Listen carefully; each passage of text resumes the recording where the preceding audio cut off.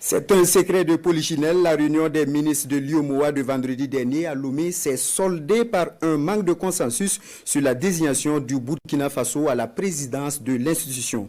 Deux experts des questions économiques analysent cette situation. Analyse à suivre au cours de cette édition. Alors que la présidence tournante du Conseil des ministres de l'UEMOA devait revenir au Burkina Faso depuis décembre 2024, un blocage persistant continue d'entraver le respect de cette règle institutionnelle. Ce blocage, selon le média Faso Vox Press, serait orchestré par le président ivoirien Alassane Ouattara sous l'injonction de Paris.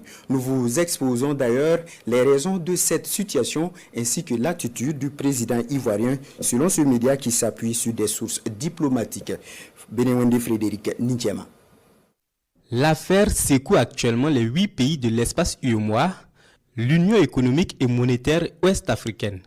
Le 11 juillet dernier à Lomé, les ministres des États membres de l'Alliance des États du Sahel ont claqué la porte de la deuxième session ordinaire annuelle du Conseil des ministres de l'UEMOA. La raison ? L'absence de consensus sur la désignation du Burkina Faso pour assurer la présidence tournante du Conseil conformément aux dispositions du traité de l'instance sous-régionale.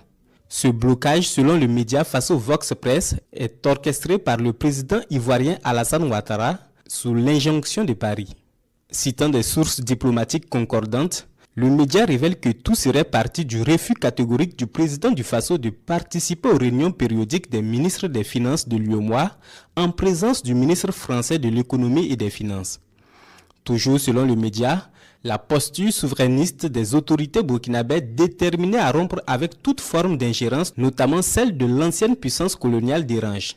Le média Faso Vox Press estime qu'en refusant d'appliquer la rotation prévue, le régime d'Alassane Ouattara jette une ombre sur la crédibilité de l'instance communautaire, relançant ainsi le débat sur l'instrumentalisation des institutions régionales par des puissances étrangères.